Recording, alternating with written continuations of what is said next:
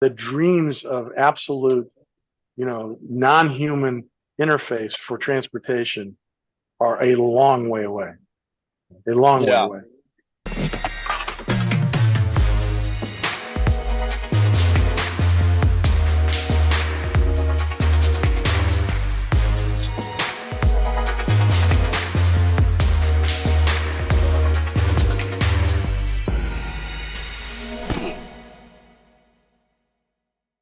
The trucking industry is crazy right now, and being a broker can be stressful. Managing your invoices, billing, collecting, carrier base, and cash flow can feel like an impossible task. But I can tell you, OTR Solutions has figured out the impossible. They eliminate cash flow problems for carrier payments and ensure margin funding in just 24 hours with broker invoice factoring. OTR Solutions takes care of billing and collection processes with your shippers. And with lightning quick and accurate invoicing, your customers will never need another broker to handle their freight needs. Kick back, relax, and let OTR take care of your brokerage. If you want to know more, and I hope you do, check them out at otrsolutions.com/freight-caviar to see what they can do for your business. Or give them a call. They love to talk to brokers at 770-882-0124. We've partnered with Ascend TMS, the world's most popular and top-rated transportation management system. It's the ultimate tool for all your freight needs. You can use our referral code RA-FreightCaviar! To receive 3 months of Ascend TMS for free.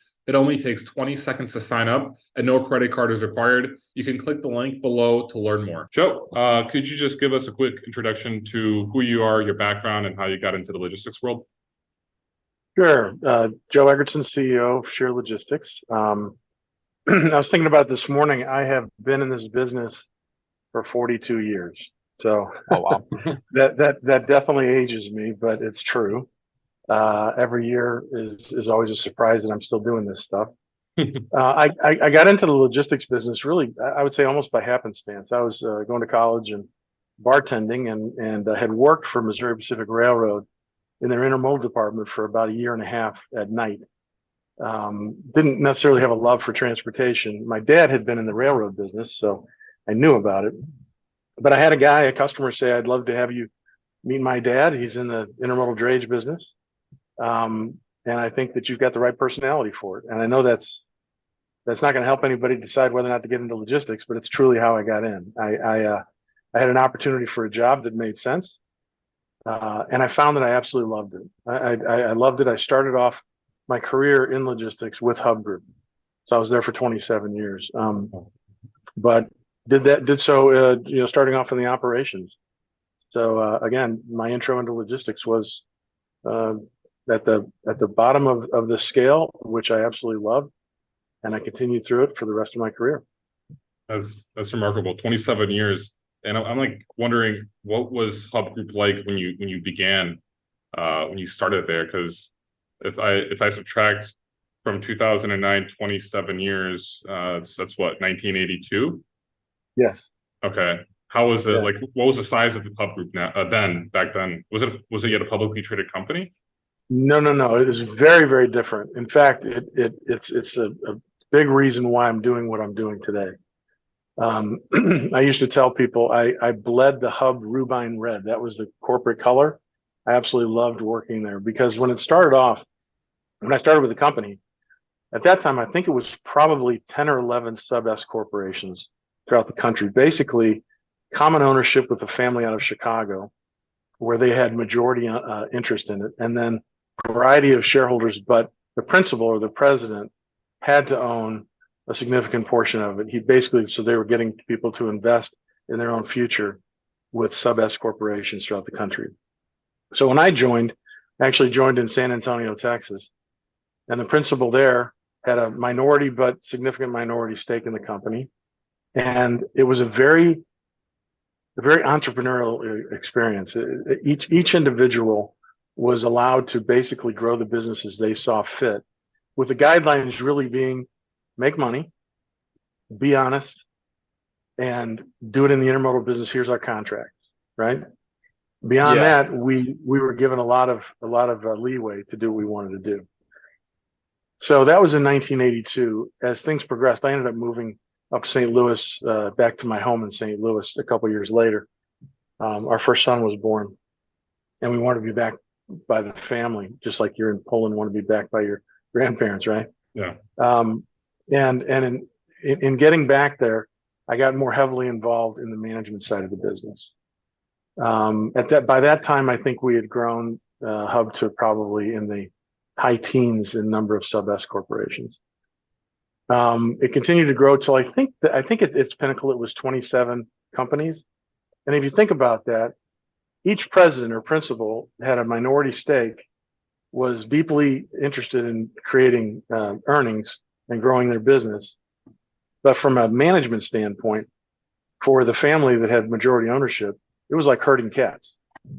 You think of, Yeah. there are a lot of people that are making various decisions. So they made a decision to go public, and I'm going to get this wrong, but I think it was in '96. 96. Okay. By that time, I was president of the St. Louis company. I had minority interest in the company, and was very accustomed to the entrepreneurial experience. When they went public, it took Hub a long time to change from that structure to one more, call it institutional, which really made sense to do. But I went through that transition, and that transition was an important part of my forming my perspective on the industry. In my opinion, in a very positive way. It took me out of the pure entrepreneurial, pull yourself up by your bootstraps kind of a mentality to a corporate, we're all focused on corporate bottom line, integrating, working together for the common good, but still having some autonomy. Over time, that changed. It changed dramatically, and I think that needed to change. But ultimately, that by the time I left the company, it was no longer necessarily fit for me and my personality. So, that was kind of the genesis of my change. That's interesting. Did it Go ahead, Bob. did it change more towards like a corporate world? That's why it didn't kind of fit your personality. Is that why you kind of went separate, or? Well, yes and no. And I not only don't want to disparage Hub because that's not what I like to do, but secondly, I really believed in what they were doing. What happened was we lost a lot of the principles. It was a natural transition. These guys had been very successful in their careers. They were at an age where they felt comfortable taking the exit dollars that occurred through the transaction of going public. And so a lot of new faces came in. And as we transitioned to a more corporate type of entity, I was actually deeply involved in that. I was involved in every aspect of the Hub business at a leadership level, where they asked me to participate on what's called an internal board. I don't think it exists anymore, but it was just working with the family ownership and bringing in the perspective of the individual locations. What happened I'm going to probably get this wrong again, but I think it was probably around 2003. We completely changed the organization to, instead of 27, or by that time probably 20 principals leading organizations and working collaboratively together, they restructured it to 4 divisions: sales, intermodal, brokerage, and logistics. Oh, wow. And because of my experience in logistics, and my experience is kind of being the guy to start all new projects, I kind of started a lot of the things within the Hub group. They asked me to join the logistics side of the business because we were, if not the first, the second of the managed transportation, what we then called 3PL accounts within the organization. Hey there, amazing listeners. If you're enjoying what you're hearing on our podcast, we need your support. It will only take a moment, but it would mean the world to us. Please make sure to hit the like button on this video, subscribe to our channel, and don't forget to share with one of your friends that would enjoy our content. Your engagement helps us reach more people and bring more awesome episodes to you. Thanks a million, and thanks for being part of the podcast community. And so I know that you also, during being part of Hub Group, you transitioned to being part of Unison Logistics, which was also part of Hub Group. Is that where the 3PL and the intermodal, like everything was, how was that organized? Well, the way that was organized was, again, you had 4 divisions. You had intermodal, so people focused solely on intermodal, led by intermodal leadership. And that's huge, the same, right? That's the biggest. That's what we called the beast. It was the biggest part of Hub Group. Yeah, and it still is. I mean, Hub's one of three top intermodal providers in the country. Yeah. Brokerage was significantly smaller. Mm-hmm. And then logistics was growing. The company had purchased at that time the premier TMS technology, which was I2 technology, Okay. and we were trying to find a home for it. And so we created a logistics division based on a few entities, a few of the office locations or sub S's having gotten involved in logistics businesses. And so we carved that out as purely a TMS driven, transportation management system driven, for the customer, knowledge driven logistics entities. So managed transportation is the best way to put it. Okay. And then in 2009, when you started Shear Logistics, can you kind of tell us how that came to be? I know that you have partners in the business, and I'm wondering what you took from your experience at Hub Group to begin Shear and like take it to where it's already been 14 years. Can you kind of explain to us the whole idea behind it, why you decided to leave Hub Group, and kind of take us to the beginning years of how Shear was operating and looked like? Absolutely. So the reason I left Hub was it had changed dramatically, and I'll put it this way: it was a mutual decision. I think they knew that it was time for me to go. Mm-hmm. I agreed, and we parted ways. And I had a year to think about it. You know, you sign non-competes, and I honored those, and so I honored that. I actually thought about not even staying in the business. But as time progressed, I realized it's really what I knew how to do. And there were some things that I learned at Hub that I wanted to do differently. And first of all, a focus on middle market companies, I think what I felt was very important because the need was significant for managed transportation. But back in 2009, it was still not something that was done that often. There weren't many small companies focused on managed transportation. In fact, your managed transportation was usually provided by divisions called logistics divisions of large carriers, whether they be intermodal companies or truckload companies, you know, the carriers, the asset-based guys. So I saw a need for a very independent entity that focused solely on managed transportation with full visibility to how we control and make decisions and how we're compensated. Because I felt that there was a ton of distrust in the industry due to logistics companies owned by carriers that ultimately their primary source of revenue and income was their core, in Hub's case, intermodal and brokerage, and Schneider Logistics, their trucks and their warehouses. We didn't have any of those assets. We didn't want to have any of those assets. What we wanted instead was to go in from a pure perspective and make decisions for the customer based on the best way to buy business for or buy transportation for them and make qualified decisions using technology without a bias. And it's an issue that continues to plague the industry, but back then it was significant in that it wasn't being addressed. And so transparency became really important to me because I had lived in the world of trying to balance between your shareholders making money for the company, and ultimately what you're doing in the managed trans business is saving money for your customer, right? And when you're doing that and you're not explaining to them how you're being compensated over here, and there's ways that you're being compensated that may look not so well, that presents a less than attractive picture to the customer, it can cause a dilemma. And so that autonomy was important to me. Okay. And that's why we called the company Shear. We opened it up in 2009 with a focus to select a top of the line TMS solution that could focus on customer requirements versus carrier requirements, and take that out to the middle market customers that we envision being kind of the bread and butter of our organization. At that time, I joined a small company that was focused on intermodal and logistics that had their own technology that wanted to get into the managed trans business. And, you know, they wanted to get into the TMS business. So I went into that and they were my initial partners. What we found out over the years was that we didn't necessarily have the same vision. I felt that managed transportation and all that comes with it was the core focus of the organization and keeping it as pure as possible. They, by being an intermodal and brokerage company, also wanted to, I call it feed the beast, make sure that we're, capitalizing on that. And that caused some conflict in the way that we probably would have continued to go to market. So I bought them out in 2014.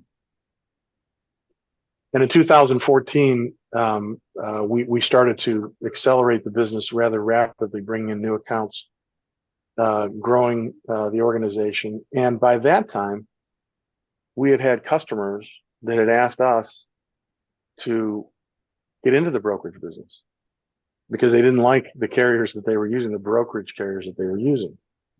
And there's a good reason for that, right? Because you've been in the brokerage world. You were, the company that you were with, both of you are in the business as providers of transportation, either as a truckload carrier with assets or as a broker.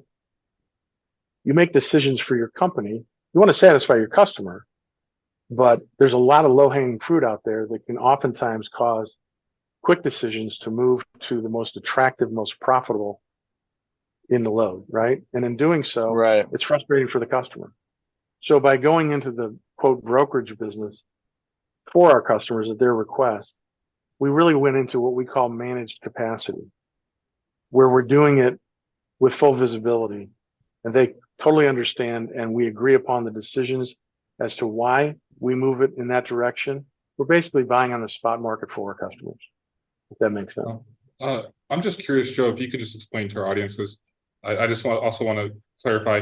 Can you tell us what the difference between managed transportation is to, let's say, a 3PL? I know there's for me, the way I see it is that you take on all of the work. Let's just say if there's a small, medium-sized shipper, they don't want to do any of the logistics side. They're like, okay, Shear, I need you to handle all of my logistics, and then you're transparent fully on all the rates and everything. Can you just explain that though in a much I don't know, clearer way to our audience? I'm going to try, but the reason I grin when I say that is if you've been in the business as long as I have, the term 3PL and the term 4PL have changed. In fact, the term logistics has changed. Nobody called logistics trucking, and now trucking companies are called logistics companies, right? So it's an always moving target as to how to define it. Sure. Today, a 3PL, my opinion, is a broker. It is a company that buys and sells transportation and may very well sell specific services related to that for a particular mode or maybe multiple modes. But they're acting as a carrier, but maybe a dedicated carrier, a dedicated buyer of transportation in a particular mode. But they're still getting their orders from the operating system of the customer, and the decisions are being made by the customer as to who they're going to utilize on the carrier base. On the managed transportation side, we integrate directly with the customer into our TMS. All orders come into the system, every order. So all of your international, your ocean, your air, your LTL, your parcel, your truckload, various forms of truckload. And our systems make the decisions on which mode to best service the needs of the customer based on pickup, availability, and delivery requirements. And it does so in a way that saves money, consolidates shipments from LTL to truckload, sometimes from parcel to LTL, depending upon the requirements. A lot of times, we find out shippers are making decisions on parcel that really should go LTL if they just consolidated a bunch of them. They don't have the time requirements. So it's an ownership of your customer's budget and their spend versus providing services and being one of their suppliers in their service provider matrix. Does that help? Yeah, it's taking it to the next level where you get a budget and you have to fit into that budget. Whereas if you're doing just spot rates, you want to quote as high as possible to get as much money from the customer. This is a little bit different. You're essentially part of the company, part of the shipper in the sense of the logistics side. Right. When we meet with our customers, and it really depends upon the size of the customer. We're focused aggressively now on middle market, but we've had all different sizes from very small to super large companies. Generally speaking, at some point in the relationship, we're meeting with the C-suite. And the reason for that is we become an integral part of their organization. Mm-hmm. And in many cases, we sit in meetings with leadership representing that spend with a sponsor within their organization that owns the relationship with us, but has put full authority under us for buying their transportation, and in some cases, warehouse and distribution locations and all other solutions. So it is truly, you become an extension of your customer, not just a provider of transportation. It's That's a the right word. significant differentiator between traditional provider and manager. Definitely. Yeah, that sounds different. I'm kind of, for me, I'm from the carrier, I guess, side or from the trucking side, so it's kind of hard for understand. But if I'm getting it right, basically you go in to the shipper, you use your TMS software there, but then how do you get the loads out? Do you still broker the loads out to carriers, or how does that work? Where you actually buy out carriers and have the carriers just run those lanes? No, that's a great question. No, what we do is we've integrated into our customers' ERP system. So Okay. all their orders are integrated. It's seamless. It comes into our system, and our system presents a plan for that day's freight or the next Okay. 3 days freight, right? And that Yeah. plan says, based on all the rates that we have in the system with all the different carriers, and we're buying transportation services for our customer, right? So we may be the one paying the bill to the carrier, but ultimately our customer is fully aware of those carriers we're using. In many cases, those relationships with those carriers are relationships that are brought to us by that customer. All right. So our responsibility is to make the decision based on service requirements, price requirements, and really not relationship requirements. And this relationship indicates they're going to service us more attractively for our customer. So the only time that we decide, with the customer's blessing and full visibility, to put it under our managed capacity side of the business is when, in fact, the other solutions are not as attractive. So we're using multiple asset-based carriers, in some cases, multiple brokers. We're just buying Okay. for our Yeah. customer, right? So there's cases where our solution makes more sense than another broker, because it might be that broker isn't able to service a particular lane, or isn't able to do things holistically the way that we do. Quite frankly, might not be as good of a service provider. Whereas our commitment to our customer is such that we cannot fail. Think about it this way: when you're a broker, if you fail, you probably have another shot or two, and then but it's not going to be a massive account. It's 1 or 2 loads you're going to fail. You fail for a customer, you're managing $5 to $10 to $15 to $35 million of their freight, and you've made bad decisions on their part. And if you've made a decision to utilize your own services, you're in worse shape. Yeah. And right. So failure is not an option when you're managing your transport. Bob, I just want to let you know, just to give you an example. So when I was at my previous company, we used to do a lot of shipments with Shear's Foods, and Shear's was shipping a lot of popcorn chips, and they ended up transitioning to working with the 4PL, which was DSC. And all of a sudden, instead of working with Shear's, we were set up with DSC, and DSC was the 4PL that managed Shear's Foods. And so all of a sudden, instead of working with Shear's, which is like the shipper, we were working with DSC, and they were just like doing the managed transportation for them. And so I guess it's more or less like, well, I actually wanted to ask you, Joe, I was wondering, like, because most of your companies are probably like in like the mid-size range, because I'm guessing like a lot of like the Fortune 500, maybe Fortune 100 companies typically don't use 4PLs, but I might be mistaken. I'm just completely kind of ignorant on this subject. So I'm curious, like the size of a shipper has to be somewhere like in the middle, I'm guessing, where like they're big, but they're not like huge. I understand why you would think that, but the reality is both have needs, and a ton of the largest shippers in the country are utilizing outsourced managed transportation.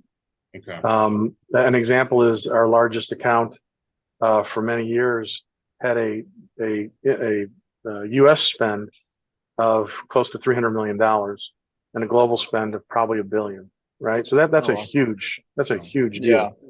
And we were participating in that. I think that the needs of the middle market are different. There is sophistication that they're not going to get without implementing TMS. Many of them consider buying TMS directly and managing the transportation with the technology themselves. What we find is that in most cases, because it's just a small group that are utilizing that technology, that they're utilizing maybe 5 or 10% of the capability of that technology. Now they may only need 20 or 25%, but the difference between 5 and 25% is significant. So what we made the decision to do was to focus on where we saw the need highest and the playing field the largest, because the middle market companies have that need. They appreciate the way that we're able to bring them efficiencies, and in doing so, brings us more opportunity. I mean, if you think about it, the less sophisticated in logistics, the more impact we're going to have on their business. Now we do work with very large companies, and we have actually competed head to head and won with your largest 4PLs. We're calling 4PLs what we do today, managed transportation. And have done so just because probably our ability to move a little more quickly than the largest companies out there. But I don't know if does that answer your question effectively? Yeah, it does. And I'm wondering, Joe, do you have warehouse space?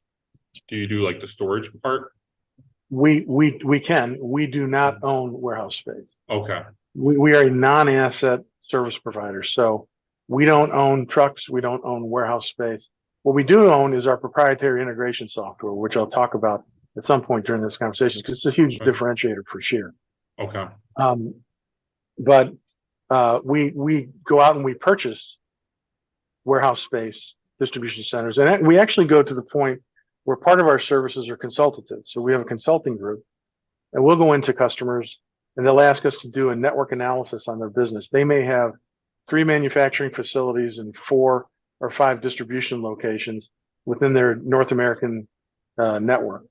And we'll go in and look at all of their spend data, what they're spending money on, where their locations are, and we'll analyze and make decisions with them on whether or not it makes sense for, based on their manufacturing facilities, they have their distribution facilities where they are, because transportation expense may have changed and morphed into different price points over the years, and they need to be able to react to that.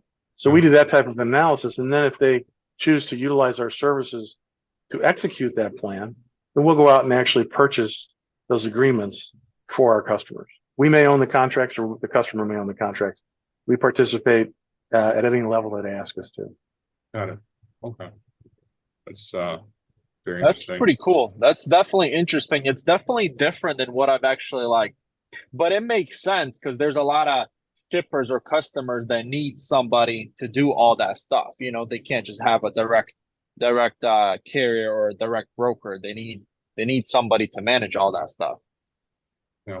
Yeah, they do. A great example is one of our customers had been managing their 100-year-old company, industrial products, and they had been managing their transportation since inception. They spent about $50 million a year in domestic transportation, and they decided to consider outsourcing. They were looking at buying a TMS or possibly outsourcing. So they bid it out more or less to multiple companies. Your largest companies that are the names that you hear about all the time that have logistics divisions, as well as to software companies that were going to sell them strictly the TMS, and then to us.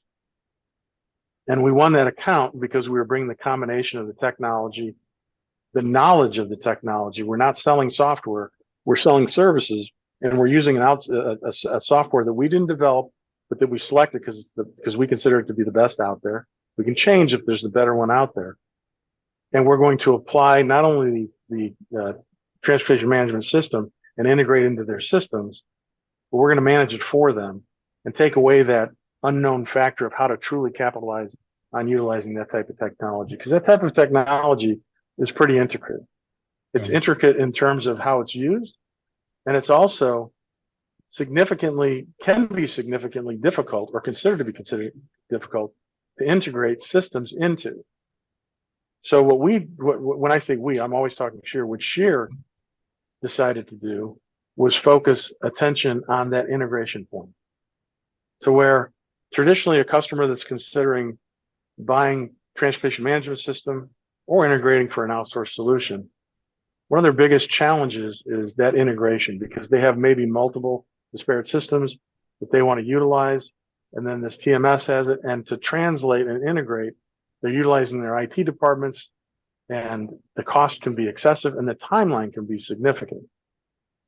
We decided to work with a vendor that created proprietary technology for us that we now own. The integration timeline is cut minimally in half, if not 75% reduction in time and expense for integrations, making it easy to implement a TMS, not just our TMS, but other systems that we bring into play to benefit the customer. So a TMS will look at strictly, it'll provide reports based on calculations it's making, but take it beyond that and say, I want to, as a shipper, I want to have a more attractive sustainability carbon footprint. I want to make sure I'm measuring that. Well, what systems measure that?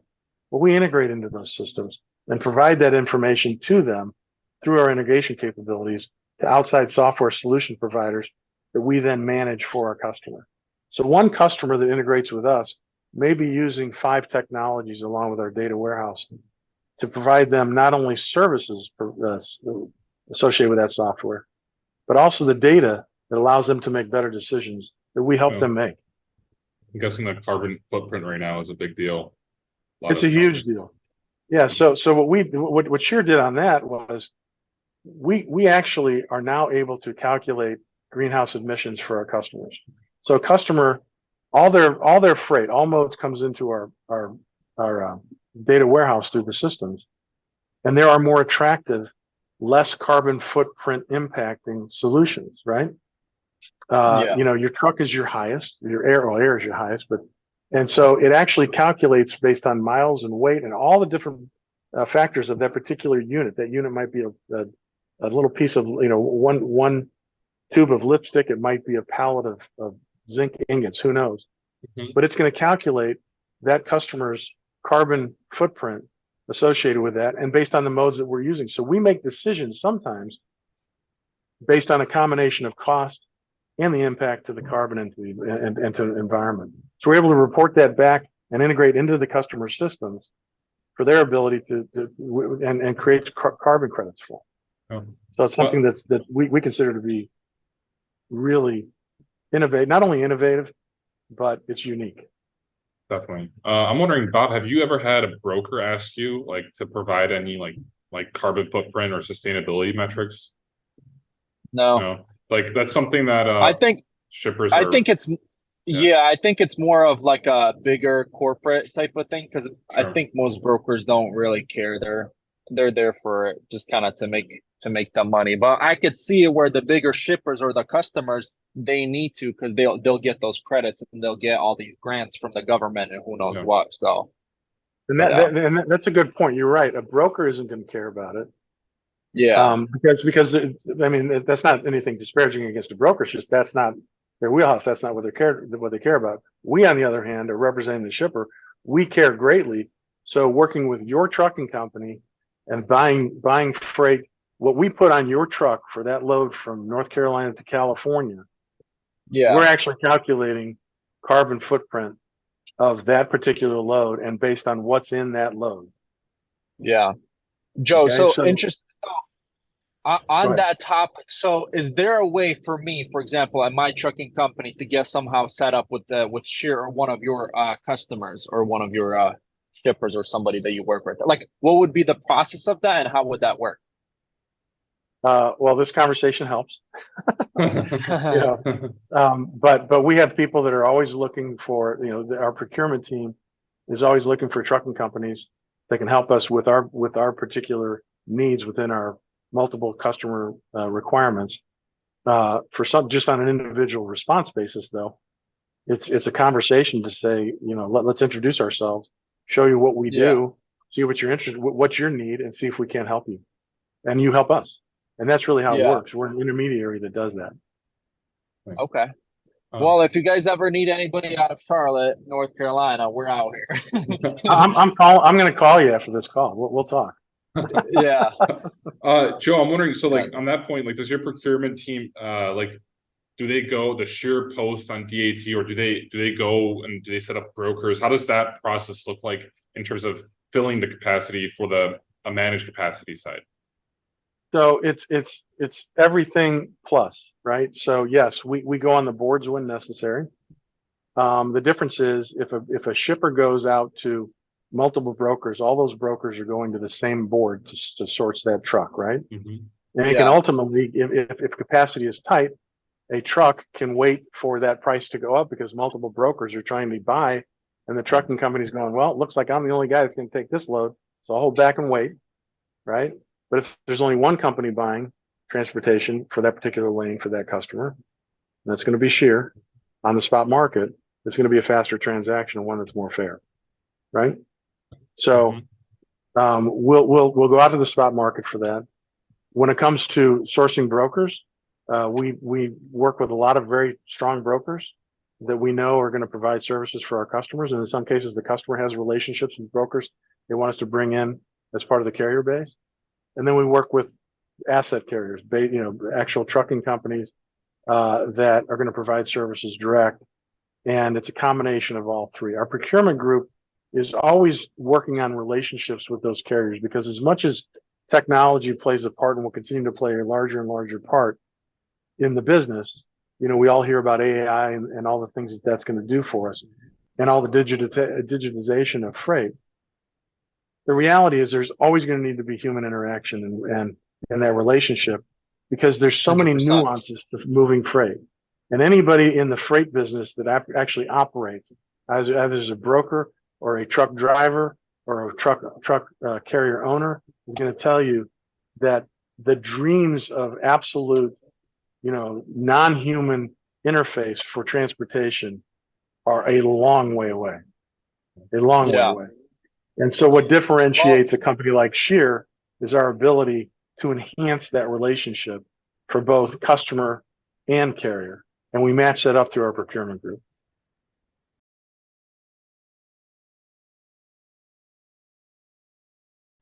I did want to touch on the topic, Joe, because I know that you do have some private equity partners, investors that came in. Can you kind of tell us when that came about, when the private equity came to you and you decided to sell part of the business, or was it from the get-go? Can you kind of tell us that story?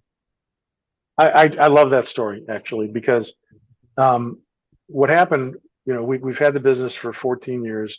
All of our growth was organic. We never went out for outside capital. By the way, that's tough. That's I think going out for outside capital can be tough too. But when you're operating on that which you make, cash flow is king, and it's a more difficult way. But I think it was the best way to go about it. We were very focused on growth, so I was in a position where earnings weren't as important during that growth period as some others might need it to be. So we were able to aggressively grow, and that was very helpful. But there came a time where, first of all, when you're a business owner, you get hit up by all kinds of companies that want you to sell, whether it's an investment bank or it's a private equity group or it's a strategic buyer. You get all kinds of emails. One guy finally got my attention and said, let's talk. And I that was back in 2016.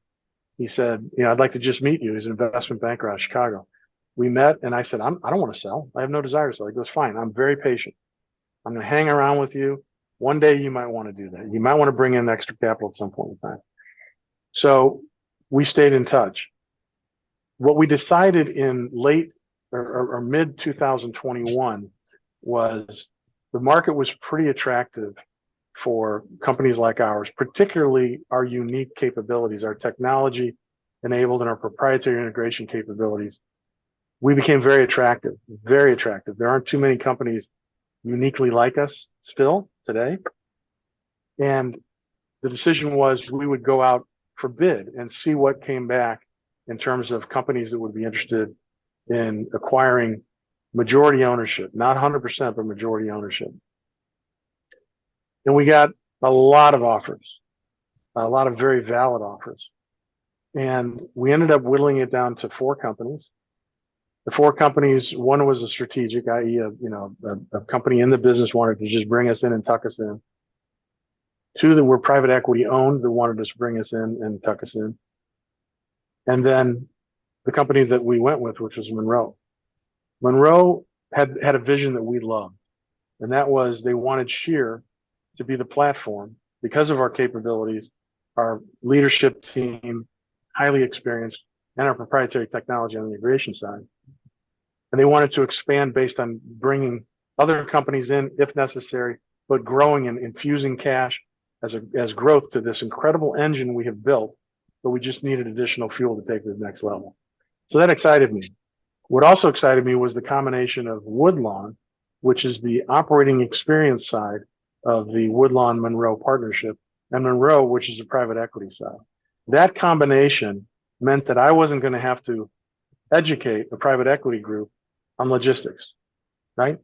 That's not easy to do, and decisions can be made adverse. They made the decision to invest in our company. Private equity can be a scary thought because it can be they're coming in to just slice and dice and burn and take it down and sell, right? Squeeze the most profitability out of it to sell.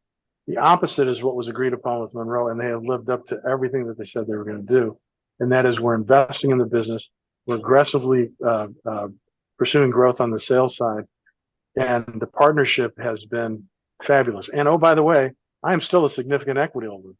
So I care a lot about how this succeeds. And I'm really excited about where Shear's going. Well, that's very interesting to hear. Bob, do you have any questions before I say something? No, I'm just for me it's very interesting that you said that a lot of people reached out or are interested in buying your business, because we talked about this with Paul, and I feel like a lot of people don't want to buy a trucking business because nobody's reaching out to me to buy a business. But yeah. Well, what's interesting is there was a time where that was not the case, but companies, you don't see as much capital going towards assets right now. It's going towards non-asset. And what differentiated us from a broker was that we're managed trans and that we have technology and we truly manage transportation. A lot of companies say they manage transportation. Shear truly manages. It's the core, and it was the genesis of our business. No, that's a differentiator. So I read. Why? No, go ahead. Go ahead. Why don't a lot of investors or equity firms are interested in asset based right now? Do you know what it could be? I think they're interested in it, but I don't think the multiples they want to pay you are going to be attractive for you to make that decision. Okay. Right? They're just not going to pay you the price right now.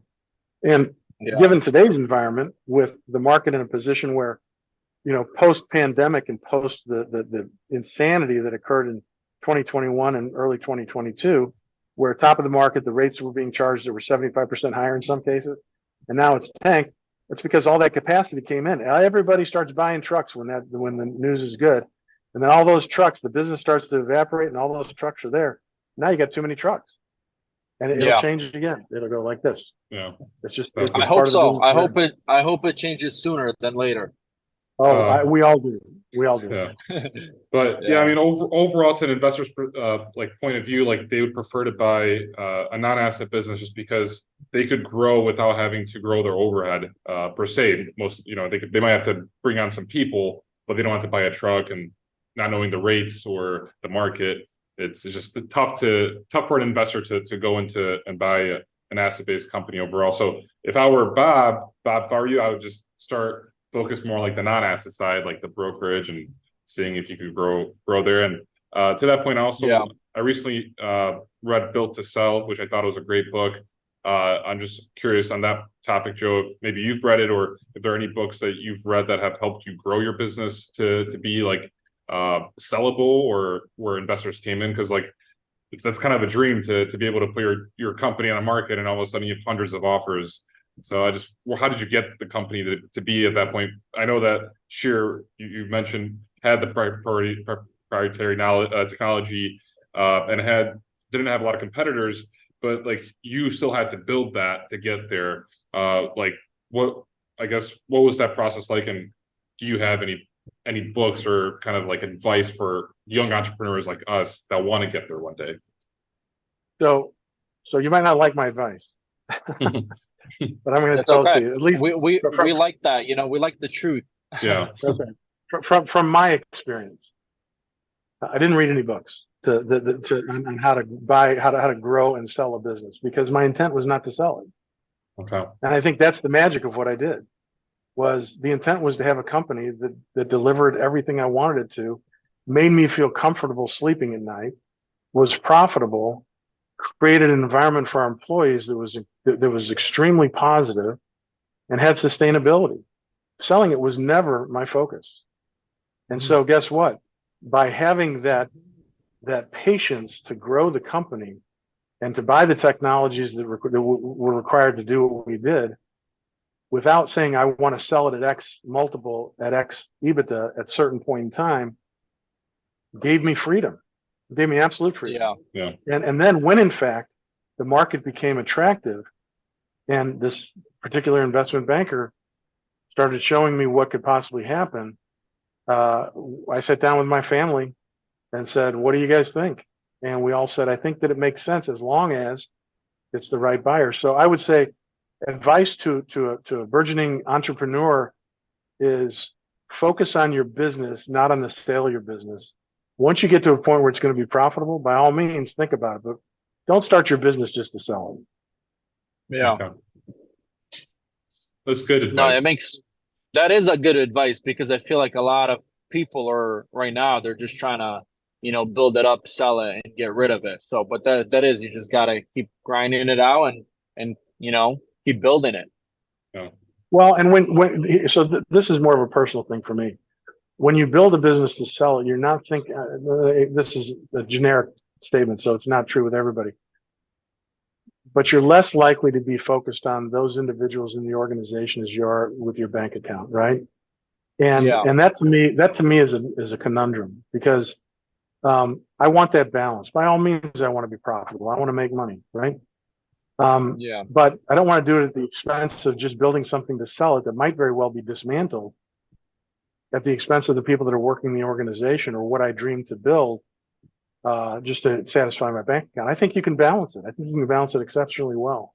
Yeah.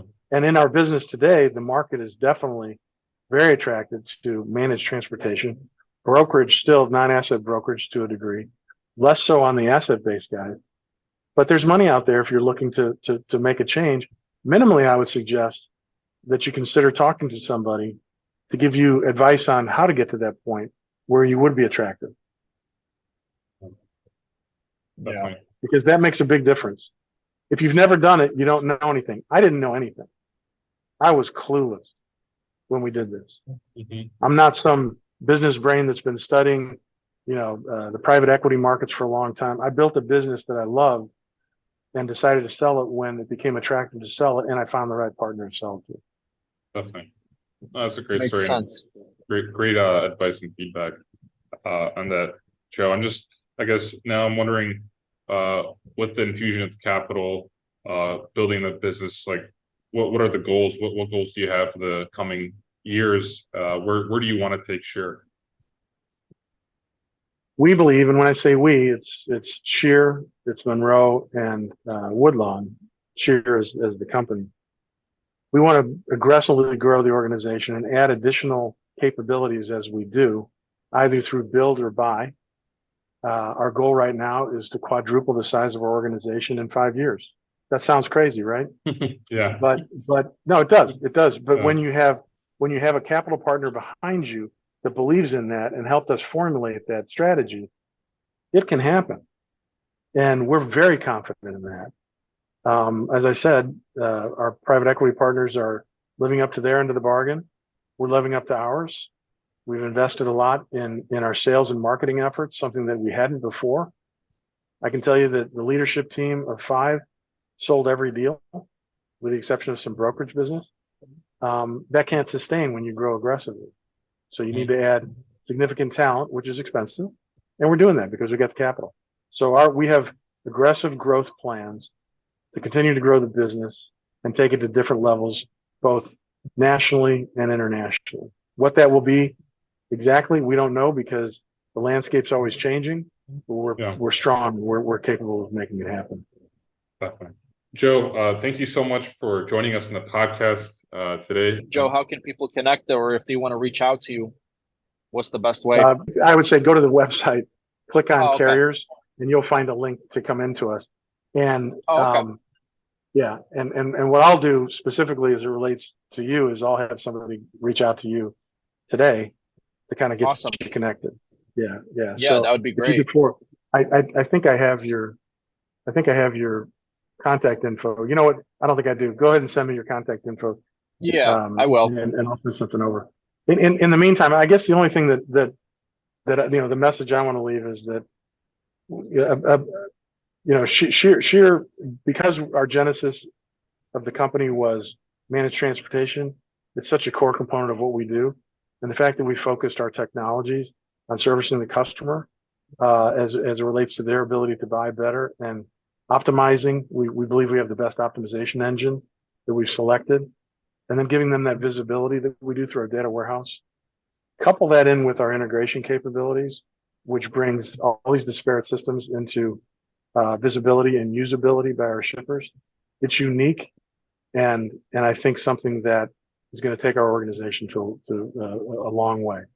I'm a big believer in Shear. Love it. I'm looking forward to Awesome. seeing the progression and seeing Shear grow. I'm looking forward to working with Shear now. Let's talk. I'm looking forward to it. Yeah. Awesome. Well, thank you so All much, Joe. Thanks for tuning in to the Daily Freight Caviar podcast. If you enjoyed the podcast, or if you didn't, leave a review. Let me know what you think. I appreciate any feedback. If you'd like to have more Freight Caviar content, go to freightcaviar.com and subscribe to my email newsletter.